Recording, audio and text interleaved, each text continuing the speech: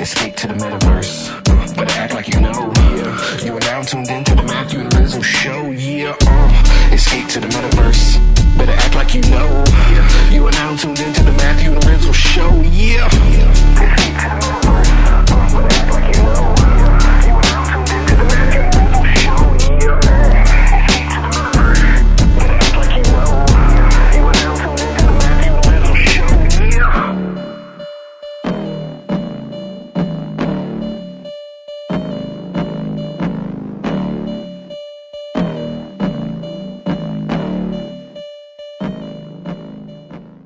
Hey everyone, before we begin this week's episode of the Matthew and Rizzle Show, just want to give a quick shout out to our sponsor, Proof of Beauty.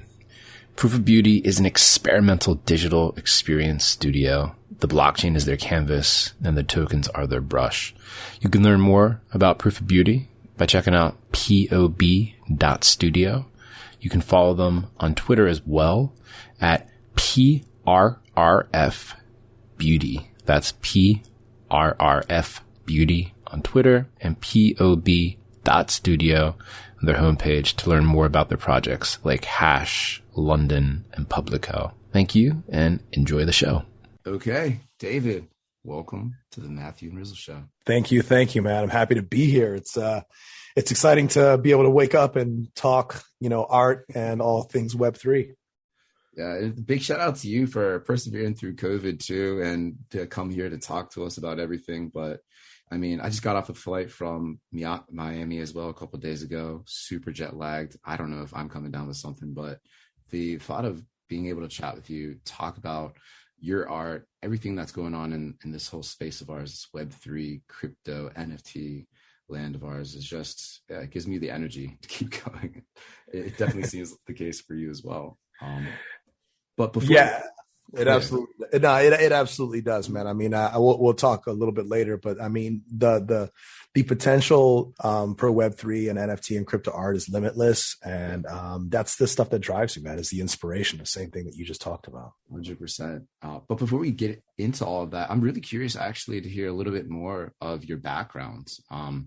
Like, I don't know how far back you want to go, but I'd love to hear a summary of David Bianchi, like the man, the myth, the legend, and then like how you came to find the crypto NFT space. I'd love to hear that saga.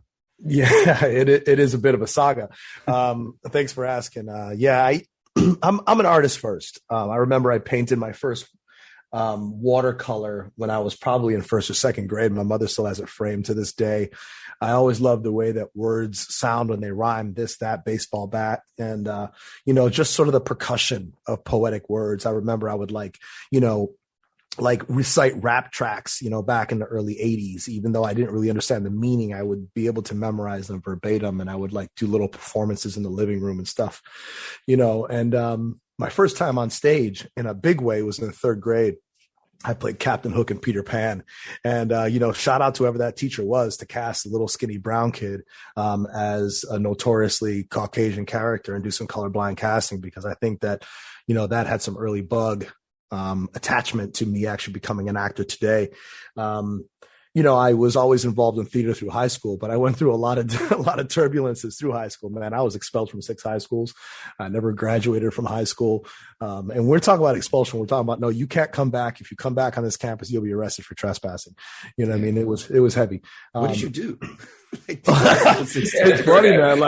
Thank you, Matt. It's a good question, right? So I was raised in upstate New York, and just a quick jab on that sort of on what led to it was the culture shock. Was that raised in upstate New York in a middle upper class white neighborhood? I remember early as a kid, like we were told we couldn't use the bathroom. The kids in the neighborhood would say, well, do you have to go number one, number two?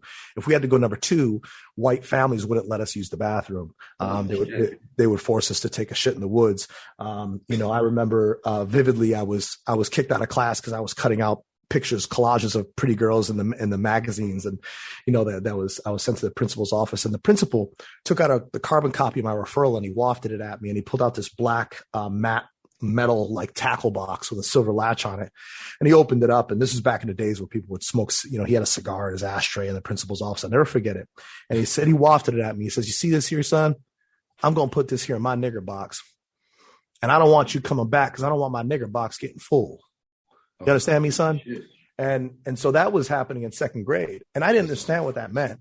I moved to Mexico City when I was 8 to 15. So when I moved to Mexico City, I lived in a world where those words never existed, right? And I went to one of the better private schools in Mexico City, and I lived a very silver spoon life, et cetera, very sheltered. And so I came back to upstate New York when I was 13 years old to the same neighborhoods, and my parents threw me back into the public school system. Well, I was this skinny brown kid, talking about his resorts and all the things that I had done. All my teachers were from London, so I had an English accent. I was quite thin, very slender. I was talking about my maids and all the experiences I had had. Well, apparently the public school kids didn't take too kindly to that shit. They beat the fuck out of me. And, so I got bullied a lot when I came back to upstate. And so I had a constant chip on my shoulder because I wasn't black enough. I wasn't Latino enough. I didn't fit in any way, shape, or form. As a result of that, I had to learn how to fight back. And so the crazier I got, the more props I got. And then I really discovered hip hop culture. And so I really gravitated to the Wu-Tang Clans and the Onyxes and, all that whole anger vibe. And, when you hang out with bullies and you become a bully, when you're slamming kids' heads in lockers and stuff like that, you got props. But what did that turn into? That turned into, rather than books, that turned into like 40s and blunts all day. Right. And so very, very quickly, I was just in every way, shape, or form, I was just insubordinate with everything that I did. At one point I had like 50 days in school suspension at one school. Like it was just, and so as a result of that, that actually led to me living in a car with a couple of dudes and being homeless and doing it. My life took a spiral, and so all of these things, when I look back in hindsight, the funny thing about being expelled from these schools is that I ended up actually pulling off a theater production at most of these schools before I got kicked out, which was crazy. So, flash forward to like my mid 20s or so, stuff got really, really heavy. I went, I'd been in and out of jails a couple of times and, quite a few times. Actually, my 16th, 18th, and 21st birthdays, I was in jail, because of the behaviors that I was getting involved in and the people I was surrounding myself with. And so I finally was able to get my parents to push me into figuring out my life. And I knew that if I kept going, I was going to end up dead or in prison. There was no doubt about it. It was unequivocal. And so I went back to community college. I became a rave promoter, which was ironic, but I got deep into the drum and bass scene and an underground, outlaw rave scene. And, I was promoting raves. And ironically, that was actually my education into becoming a producer. And so I ended up through that process, through academic probation, and got back into higher learning. Eventually went to Arizona State University and graduated magna cum laude. So go figure. And I'm sort of glancing over a lot of the other details, but Story, man. Shit. There's something very educating about, a DEA agent putting a shotgun to your face and telling you to not fucking move, so that, and for whatever it's worth, I gotta honestly say, I don't think that I would change it for the life of me, because these are the street educations that have really, really informed my life today. And I really believe that I've had the opportunity to rise from the ashes, and really create a career for myself. I came to Hollywood in 2004, with a theater degree, believing that Hollywood was waiting for me. And oh boy, was I mistaken. I remember my first job in LA was, I was a waiter in Universal City. And I was getting stiffed for hot dogs and hamburgers. And my first apartment, I had an air mattress in Silver Lake in February, and there were cockroaches in the kitchen. I was renting a room from a hippie chick with hairy armpits. And I remember her short and curlies would be all over the toilet. I mean, it was a mess. And this was my life. And I used to put on 2 pairs of pants and 3 shirts, and I bunch up my clothes in a ball, and I slept on an air mattress because I couldn't afford a blanket, armed with, a Division I theater degree, convinced that being a thespian was what I needed to do. And I fell into a deep tunnel of drugs and alcohol and after hours parties and, chomping ecstasy every single weekend, and really had to discover myself. And, and so here we are now, in 2021, 100 professional film and television credits later. I started producing independent film in 2017, and I started, producing spoken word films around that time. So for better of almost 2 decades, I've been producing spoken word films out of my own pocket. Just because that's what my heart told me to do. I've spent hundreds of thousands of dollars of my own money working as a waiter, as a bartender, doing whatever I had to do, taking a little bit of that money to produce these little short films that are socially conscious. And they ended up playing some pretty cool festivals. And I discovered that this is what I wanted to do with my time and my energy. That's what got me out of bed every day, you know? And the open mic was like my sanctuary. That's what gave me purpose in between getting stiffed on the tips and being a waiter and a bartender for 15 years. I got my SAG card in 2004 doing extra work. You know, I did extra work for 3.5 years, you know, trudging and trudging and trudging. And the lesson here is for anybody that's listening is that, like, you know, everybody wants the red carpet, but nobody wants to be a waiter. Everybody wants the red carpet, but nobody wants to be a bouncer or a bartender or a stripper or whatever it is that you got to do to get to where you want to go. Right. And I came to LA with the number one motto in my hand that I am going to attack the island and I'm going to burn the boat. That's it. I'm attacking the island and burning the boat. I'm unequivocal. There is no looking back. This is what's going to happen. This is my purpose. To anyone that says that they're going to try something, you've already failed because you've given yourself a way out before you've even begun. You have to say, I'm an artist. I am a successful artist. I'm going to become an artist. There is no way. I'm not looking back. I'm only looking forward. I'm going to do everything that I can to be able to achieve that purpose. And that's the mindset that I think it really, really requires to be a successful artist, whether you're an actor, a poet, a crypto artist, whether, you know, 4D renders, you know, you're doing Blender, whatever it is that you're doing. You have to have that mindset that what you have is incredible, because if you don't believe it, nobody will. You know, so I give you all that sort of preface to understand sort of the mechanics of David Bianchi at a molecular level, as it were.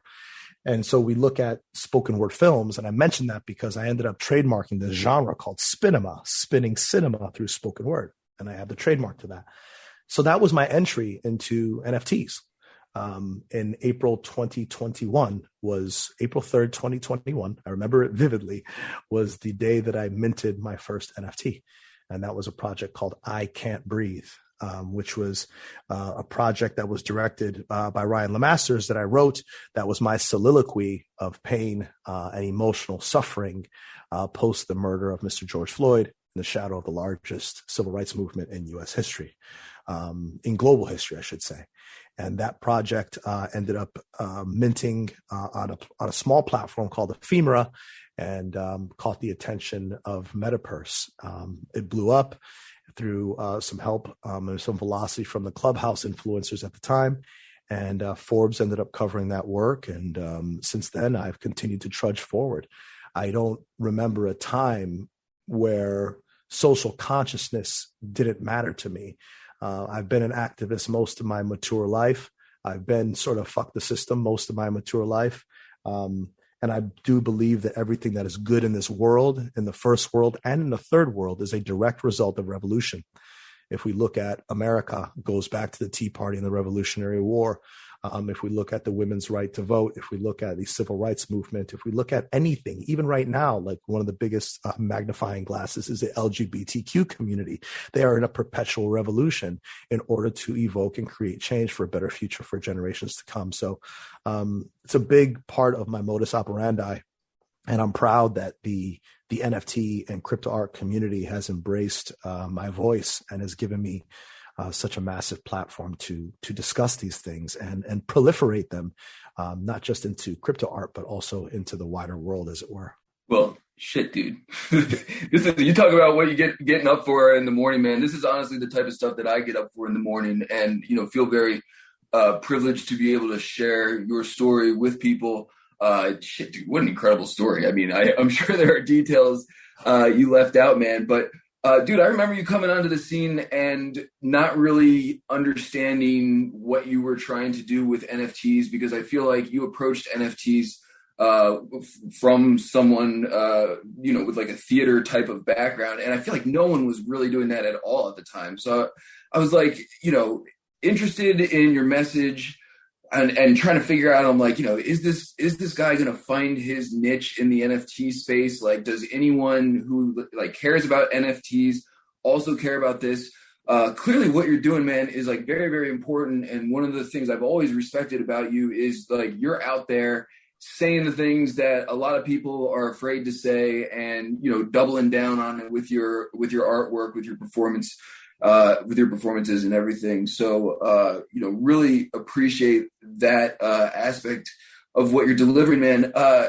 As far as the NFT side goes, man, like, how did you sort of like stumble upon it in the first place? Like, what was your creative process like in terms of, how you approach them? And, I guess I'm just like really interested in like, your perspective as an artist, performer coming in to the NFT scene, and like, how you sort of find your way and utilize them.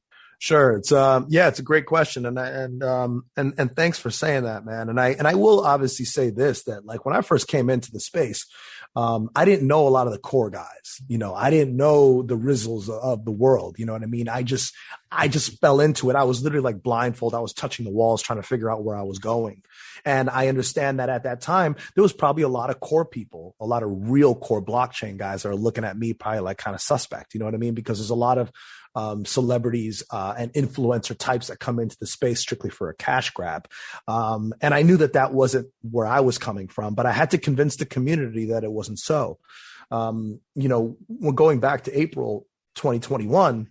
I ended up poking around and I found this platform called Ephemera that allowed for 250 megabytes on the mint. And so I was looking at Rarible, I was looking at OpenSea, I was looking at Foundation, and I was like hustling, figuring out every ways that I could get in this, that, and the third.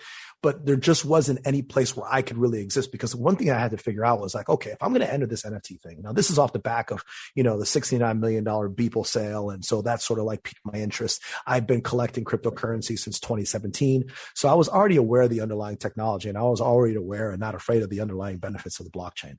So I was already sitting in the church, right? I was already clapping the tambourine. I was just trying to figure out which way I was going to pray, right? Which religion was I going to love? And when I say that in terms of, what was going to be my voice in the NFT space. So that's one of the things that artists have to think about. Is like, when you're going to enter the space and you're going to mint, what are you going to be identified as? How are you going to be perceived? What is going to be your artistic brand? And I understood that. Now I've gotten a congratulatory letter from the mayor Villaraigosa of Los Angeles for my fine art in Los Angeles, my creative endeavors in LA. I've done gallery shows in Scottsdale and Tempe and Phoenix and so on and so forth. But people know me as a on-camera personality. Now, Spinema is something that I've been doing for, like I said, for 2 decades. And just for whatever reason, right? And it's good art. And I found this platform called Ephemera that allowed for 250 megabytes. And I was like, holy shit. I literally felt like Neo when Neo first sees the Matrix, and I was like, this is where it is. So I was able to sort of like crack the code a bit. So I took a 1080 file, I dropped it down to like 960 by 540, and I toggled the bit rate to like 7 megabytes per second, and was able to get it below 250. And so I was able to mint an entire film from frame 1 to the final frame, so that whomever would collect this piece would literally collect the entire film, which for me was mind blowing, because at the time the technology just wasn't there. And so that's how I entered the space. And just through massive amounts of hustle and entrepreneurship, I put together some really cool creative, some thumbnails. And I was just going on Clubhouse, and I was just listening, and I was on like NFTs.tips, and I was in every single room I could possibly imagine. I was in NFT house, and I was just listening and just DMing the hell out of anybody who sounded like they had something interesting to say and sounded like they had some influence and was willing to pay attention to what I was doing. Luckily, I got the attention of Paulo Moreno, and Paulo ended up connecting me through his belief in social consciousness to Farouk and these guys, and they gave me a platform in Clubhouse to talk about I Can't Breathe, and that piece ended up getting bid on by Mondoir, and ultimately Mondoir was outbid by Veritas of Metapurse. And in an unprecedented move, so everybody knows, I donated 100% of those proceeds to the George Floyd Memorial Foundation. Because it felt morally corrupt, even though it was a good amount of money, right? It was like whatever, 20 grand at the time, because ETH was at about 4,400. I was like, I can't take money off the back and the blood of the civil rights movement. I never made this film for a profit, and I'm not going to start now, right? Deadline. Hey, man, it's like a boss integrity move right there. Yeah, well, exactly. And thank you, my bro. And it's just like, I come from a place. So I'm now almost 5 years sober. Right. And through my spiritual practices of what I do in my recovery, giving and being of service is part of a big underbelly of who we are, what we are as human beings in this world. And so I do firmly believe that everything that I do in this world, when I give, the universe will reciprocate that back to me. And so my bills are paid and my needs are met, right? So who cares if I don't make a penny off this? It really was about establishing who David Bianchi is in NFT art, what Spinema is in NFT art, and then moving forward from there. So that was basically my foray into the space. And since then, I've minted two more Spinema films. The second one was a piece called You Can't Hear Me, starring Malcolm Jamal Warner, Grammy and Emmy winning actor, and also widely known poet, directed by Emmy nominee Christopher Fulkins. And that piece was an injustice piece. Through that project, we ended up donating $7,000 to the New Earth Foundation to support injustice causes in inner city youth. And the most recent film that I minted was a piece called Break the Bars that I directed. It was the first piece that I directed, and was a drop on Maker's Place, and was the first film to ever have a red carpet premiere in the metaverse. And we completely changed the architecture of the Maker's Place gallery in Decentraland, turned it into a red carpet experience with a step and repeat. We have paparazzis with cameras for heads. And the film is now a solo exhibit at the Maker's Place gallery in DCL. You could still go there now and watch it there. And that ended up, selling out, and it was a successful drop. And also through that process, we're going to be donating $3,000 to the New Earth Foundation for inner city youth work as well. So social consciousness is a big part of what I do, and pushing long form in NFTs is a big part of what I do. And Maker's Place, for example, that last project was 520 megabytes on chain, which is mind blowing that I was able to mint that heavy of a file. So I definitely think that long form is the future of all this. And I did take a pivot in between to go to, as you mentioned earlier, to Super Rare to work on the Modern Day Minstrel series. And that was also strategic as well, because I quickly learned that the majority of collectors aren't on fucking Clubhouse. and the majority of people that are real purists, real Web3 purists, are not on Clubhouse, and are in Discord, and are mostly on Twitter. And so I wanted to tap into a community of collectors, that otherwise had not heard of me. And so I did a departure and went to Super Rare and minted the Modern Day Minstrel series. Yeah, and that's where I first saw your work. We had chatted and was on NFT radio with, again, like shout out to Veritas, Metaverse, the whole Metaverse crew, Metacove and Tubador, Brooke, everyone there's amazing, amazing people. But it's that Modern Day Minstrel series. Each of those pieces is like, each one is just like another punch in the face. It's so powerful visually, and it's just like this motherfucker wants to say a lot. It's just like the first impression that I had of you, and it was really special because up until that point, there's a lot of like 3D work, there's a lot of like beautiful work, and this one, it's really starting to take people and push them into territory that they're probably not comfortable in. And I love experiences like that. I love art like that, I just have to say. But all of that, kind of zooming back out, because your body of work is so diverse, and you are that multi-hyphenate artist and doing so many different things, I'm really curious your process of actually deciding what to do next, like going from Spinema, doing very long form, to doing like a photography-based series like Modern Day Minstrel, doing what you're doing now with the Revolutions Being Televised series, also on Super Rare. How do you decide, how do you settle upon like the next project? What's your process, man? I mean, it's a good question. And thank you for saying that about the Modern Day Minstrel series. And I hope that everybody listening gets a chance to check it out. To give people a sense of what that is, it's a series that I produced and conceptualized, where I painted myself in blackface to uncover and discuss the racist, vicious nature of the minstrel show in America, which was the largest theater movement in U.S. history, where for 140 years, white actors painted themselves in blackface and created basically musical racist skits that cut down the Afro diaspora. And to this day, blackface is widely used in Western Europe with the Zwarte Piet celebrations. In fact, this month they're starting again around Christmas. And so if we look at the minstrel show that ultimately overtook opera, became the national art form, became vaudeville, and eventually Broadway, and then silent films, and then talking films. that was what I was facing with the minstrel show. Now, what made the minstrel show challenging for me is that as a poet, I oftentimes have 2 to 3 minutes to get my ideas across. But with Super Rare, I have 50 megabytes. So how do I tell a story in 40 seconds poetically and tell the story of where the minstrel actually is in his space? So that was really, really challenging for me. A side note about that is that all the collectors that own a minstrel, I transferred the intellectual property of my written poetry to the owner of that NFT for resale, for republish, and repurpose as they wish across the world without having to ask for my permission.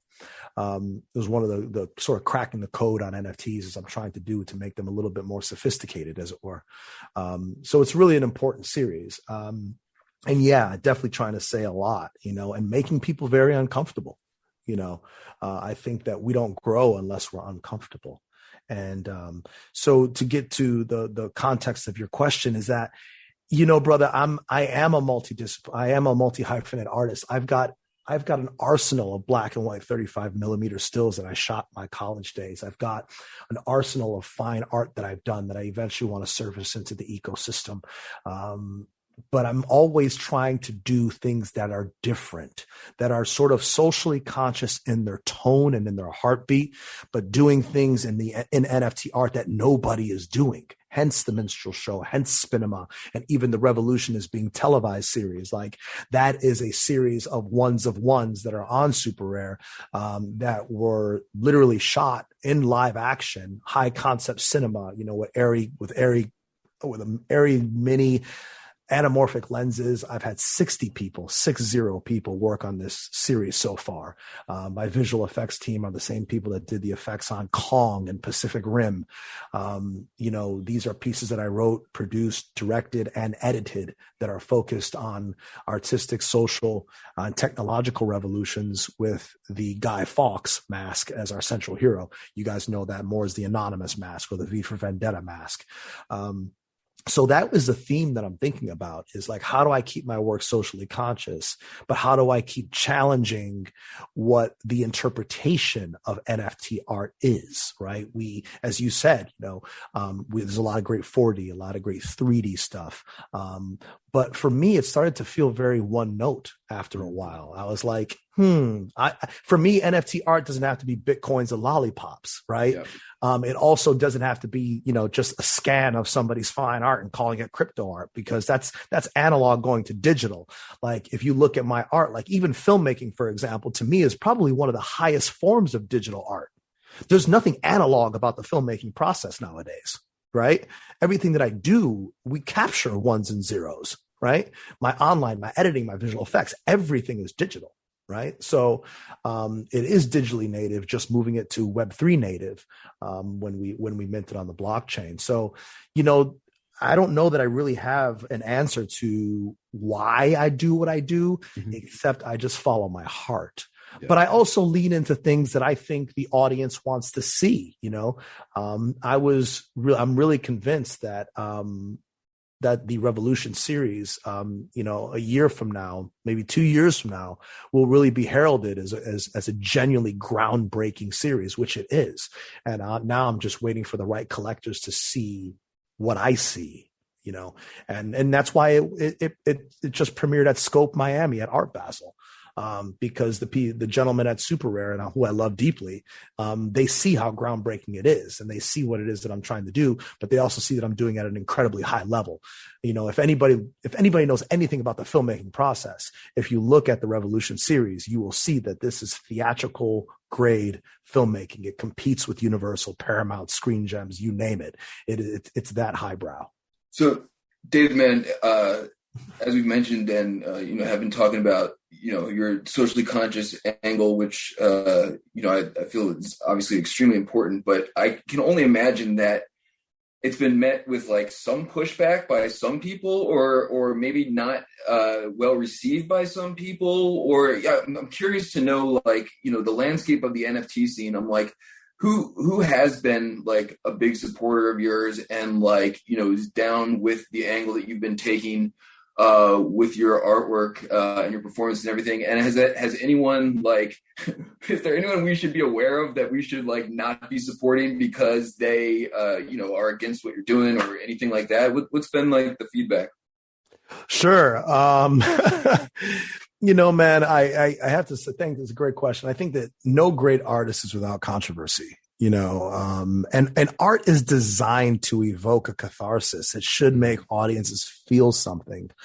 And I also have to say that it's important that as artists, we have to realize that I don't need someone's permission to be an artist or to say what I want to say, because it's not their perceptions by which I identify. And I got a lot of fucking pushback, bro, especially with the Minstrel series, primarily from the Black community, believe it or not. Like I actually, and I'll say this out loud, like I had members of Her Story DAO, like straight up attacking me. I was like, yo, y'all crazy. Like I just blocked them, and I don't mind saying that publicly because they made it public. And this is actually the first time that I've actually name called, But it does seem surprising to me, man. What was their like take on it, or what were they upset about? Well, I mean, it's the general sentiment of pushback that I got from the Black community was that, how dare you say these things? Who are you to say these horrible things? You're making money off trauma porn. I was called a trauma pornographer, that I was making money off the Black struggle, off the Black trauma.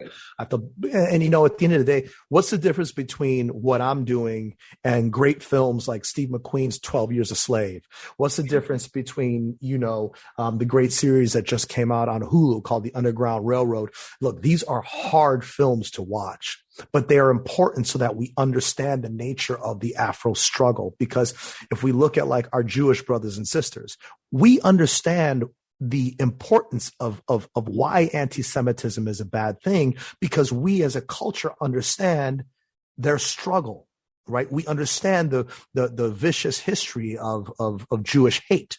If we didn't understand that, we wouldn't understand why anti-Semitism is so important and why we have to be sensitive to our Jewish brothers and sisters' struggle.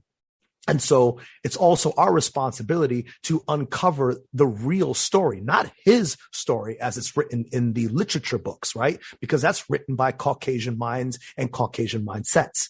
So when I bring these stories to life, there was a large part of the Black community that even on Twitter were making threats on my life. Like, I suddenly went from like being, quote unquote, the shining artist of color, making, powerful films about social consciousness, to suddenly being like persona non grata to a lot of people in the Black community. And at the end of the day, it's like, that's fine. Like people can have their own perceptions, and I'm perfectly happy and healthy to move about the world, with or without their support. So to me, it's neither here nor there. We have to be able and willing to know if your heart is in the right place. As an artist, you're the only one that has to sleep with yourself at night, right? If you are being left-handed, or if you're being manipulative, or if you are being of the wrong, nature, then your heart will tell you that. I was even told like, you're like mixed, bro. You're not even Black enough. You're not even Black. My simple response to that is like, yo, if this were 1860, would I be a slave? Okay. So conversation's over. Yeah, I'm Black enough. Trust, and people, even people in the African-American community, believe it or not, they're like, yo, you're not even Black, bro. You're like Brazilian. Like, yo, let me just tell you, bro, did you not know that 20 million slaves were brought to Brazil and only 5 million were brought to North America? Do your history, bro, and so a lot of this is just unfortunately rooted in ignorance, and Twitter is full of bullies, that are hiding behind their avatars. And luckily I have the thick skin of being an actor. So I'm used to that. Right. A lot of artists aren't used to it. So I think if I didn't have the Hollywood conditioning of reptilian skin, I don't think I would have been able to handle it. Yeah. It's so hard. Reptilian skin reference. It's so hard to have hard conversations, but it's so important. And like even those kind of like back and forth on Twitter or wherever you have them. I mean, like your rebuttals are so, this is what all, like another factor I really admire about you. You are so sharp with it. on your feet, like you really are like the Muhammad Ali of like rebuttals, in my personal opinion.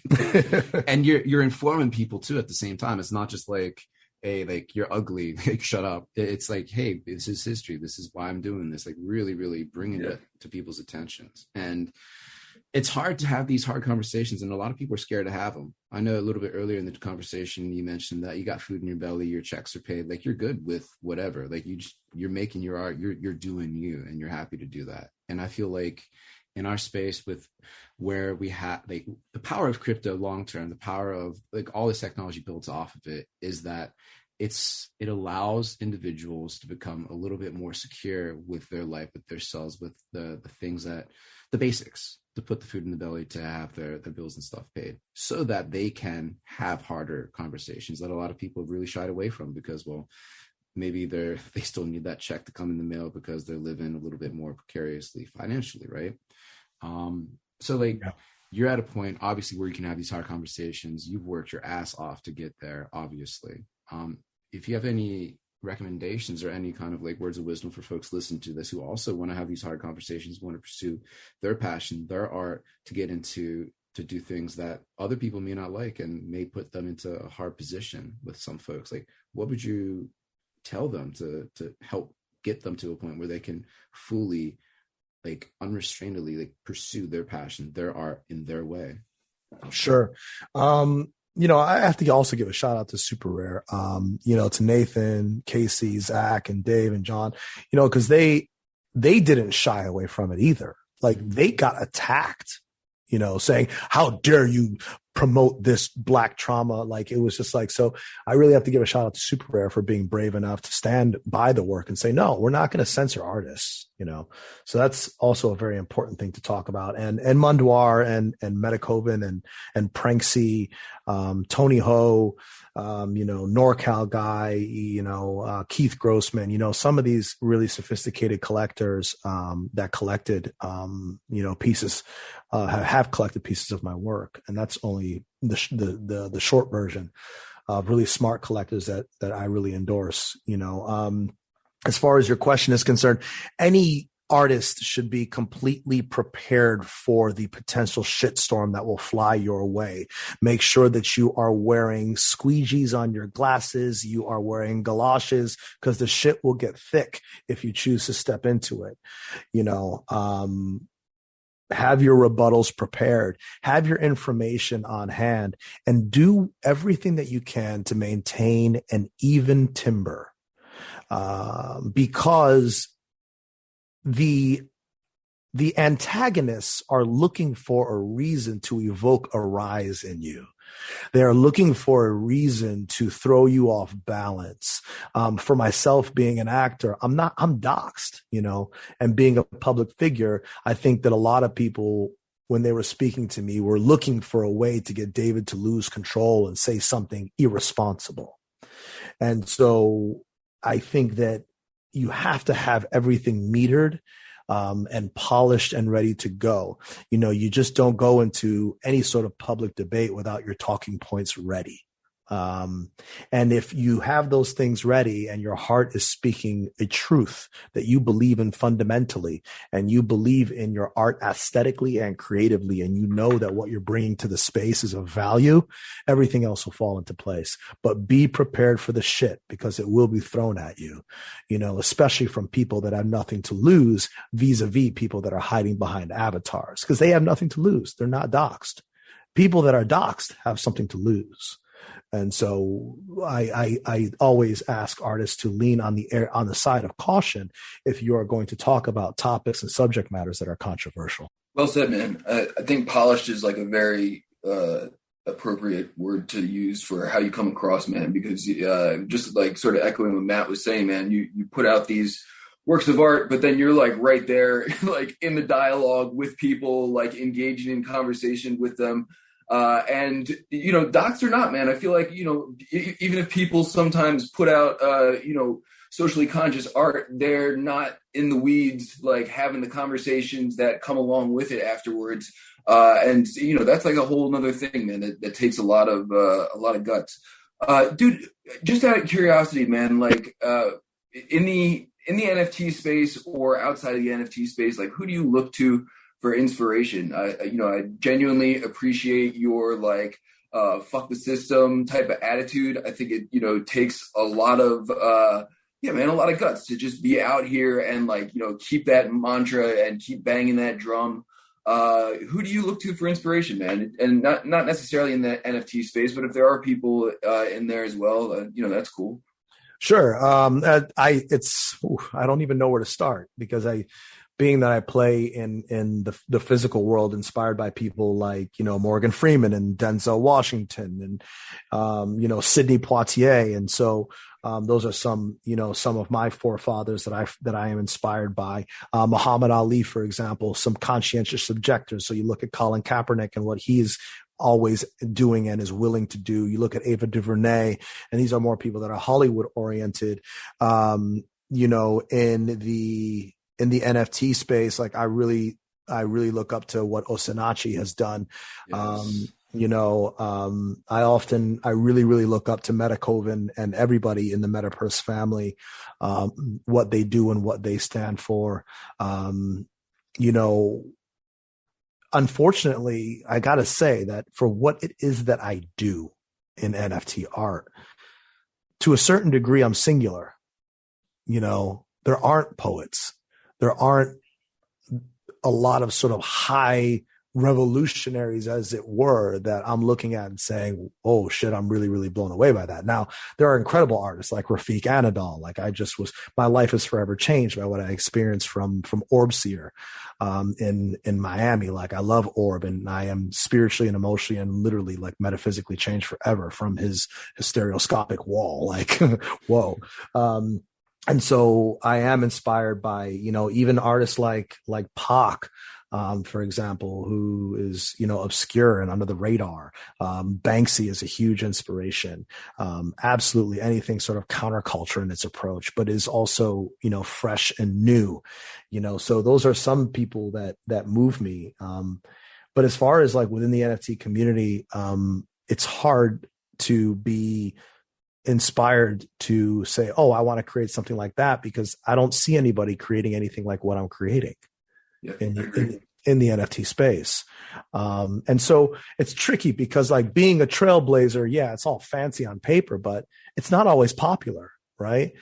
Being singular isn't always popular. It isn't always comfortable. There's a lot of nights, guys, where I've sat with my head in my hands and just questioned, like, God, is this going to be well received? Are people going to get what I'm trying to say? Are people going to pick up what the fuck I'm putting down? And that's a real question I got to ask myself. And I just say, you know what, David, you're an artist, and just go into it with an open heart, because just focus on the work. God deals with the results. Just focus on the work. God deals with the results. Okay, focus on the work. God deals with the results. And deliver art that is smart, that is sophisticated, that is refined in its approach, refined in its technical abilities, refined in its visual acumen, refined in every piece of its approach. Because I think that my work is very white glove in how I present it. It's not sloppy in any way, shape, or form. And so I think that the work eventually over time will speak for itself. Like I love Coldy, for example. Me and Coldy have had a lot of great conversations, and, he always exercises patience, just be patient, dog. Just be patient. My work will always find a home. And, so there's I hope that answers your question a little bit. Dude, that's amazing. And you gave some amazing names there. Oshinachi, Coldy, just amazing insight there.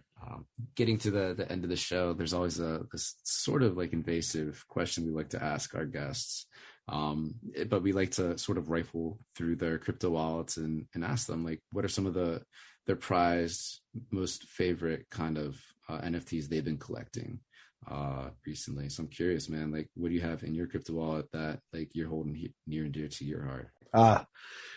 Yeah, so I just acquired my first Rafiq Anadol, which I'm really, really grateful to have in my collection.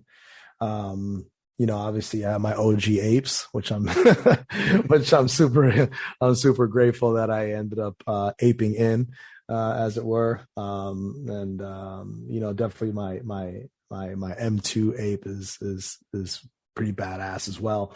I also have some interesting works, Pussy Riot work as well. I am interested in collecting things and gathering things that really sort of, open my mind. And a lot of times it's tricky to find things like that open your mind.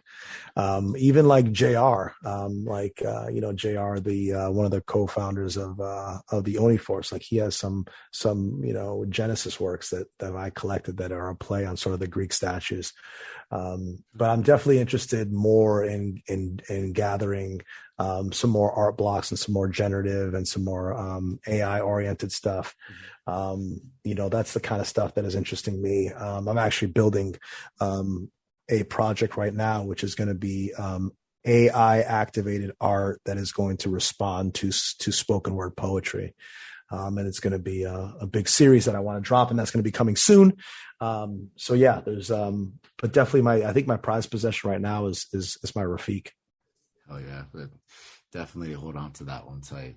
Some other cool projects there. And well, you gave us a little teaser of what's coming next, but before we do leave, just want to have you shout out and let folks know where they can follow you at. And then, like you said, if there's any other projects that folks should be on the lookout for from you in the near term, let them know too. Yeah, absolutely. And everybody can find me at David Bianchi. It's as Bianchi. I'm pretty easy to find. _official on Instagram, or David Bianchi on Twitter. Please give me a shout out. Find me there, and DM me if anybody has any questions, any concerns, like any thoughts. Like I always try to be accessible. Like I do the best that I can to respond to people, even if it's just for help or advice, anything that I can do to be of service to people. I love to do that. Shout out to actually my Lost Poets. I'm also a big fan of my Lost Poets, and on the PFP side, I love my World of Women. Like I got to give the World of Women a shout out. Like they're dope. So there's some other stuff. And Sabet also is a really cool artist who I really admire. I definitely have some Sabets in my wallet too. As far as what's happening now, right now I'm in the middle of a new series called The Revolution is being televised, which I mentioned earlier, and it's on Super Rare, and it's a series of ones that are focused, like I said, on the Guy Fawkes mask as our central hero, and really upholding the mask and creating a sort of superhero kind of vibration with the mask. One of the things that was really important to me about this series is making sure that I protected the provenance of the mask, as it were. How many brothers and sisters across the world in different nations have lost their lives wearing that mask? So I had to make sure that I really gave the mask the utmost amount of dignity in this series. And it's super high concept. And as I said, was just at Scope Miami at Art Basel. And really, really excited about that. So go on my Twitter. It's pinned. Check it out. It will really, really move you, and super sophisticated stuff. And also, there's an incredible piece that was part of the Super Rare monolith, a 30-foot monolith in Art Basel. And it's a piece called Gaia, Forgive Our Trespasses. And it's a 3D render piece that I did in collaboration with a 3D architect. But the sculpture is informed by photographs that I took of my girlfriend. I covered her in fabric and put a styrofoam ball in her hand. And the idea was to create a statue of Mother Gaia, who is Mother Earth, the mother of all deities, as she laments over our planet. And in this piece is a beautiful, beautiful 3D render space where I literally had my voice in the color of the soil, the texture of the rock, the camera movements, the angle of the light, the color temperature, everything involved in it has my fingerprints on it. And the final frame actually has my spoken word poetry engraved into the rock. And whoever acquires this NFT, I will also transfer the intellectual property of that poetry to the owner. Now, I'll read it to you real quick so you can get a sense of this. Mother of Earth, protector of life, creator of seas, mountains, and stars, we humans of hurt, scorched in the masses, please hold us close, forgive our trespasses. And that poetry is underbed, beautiful beautiful classical music and the sounds of water and wind and nature and birds. And that the idea is that we as human beings are simply passing through. And Mother Earth, we ask you to forgive our trespasses, because we as humans are aware of what we're doing to the planet. And so this piece is a very delicate but very sort of sophisticated call to action to do what you can, recycle where you can, pick up a piece of trash on the sidewalk, even if it isn't yours. Do what you can to respect Mother Earth, because we are visitors here. She was here long before us, and she'll be here long after we leave. So those are two pieces that are very, very powerful, two series that are very powerful, that are important to me right now. So those are on Super Rare, and going into production on a very big project, a Spinema project with an A-list director that is funded by the blockchain, for the blockchain. This director is widely known as one of the most sought after music video directors in the world, and has directed movies for the studio system. And it's incredible to bring Spinema to that level. And it is a project that's focused on mass gun violence. So that one will be coming soon in the first quarter of 2022. So those are the things that I'm thinking about now. There we go, man. And honestly, it's been such an honor and a pleasure to chat with you. You are such a wordsmith, and the visual imagery you've painted with your words, as you describe everything that you're a part of, it's just, I mean, it brings it up in the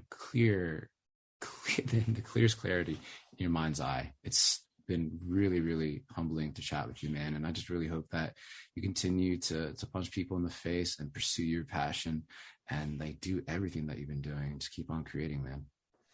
Well, I appreciate that, guys. And I know I'm always a mouthful, so I apologize if I rambled on, but I guess that's what we're doing here anyways. But I also would just want to pause and just say thank you to you guys.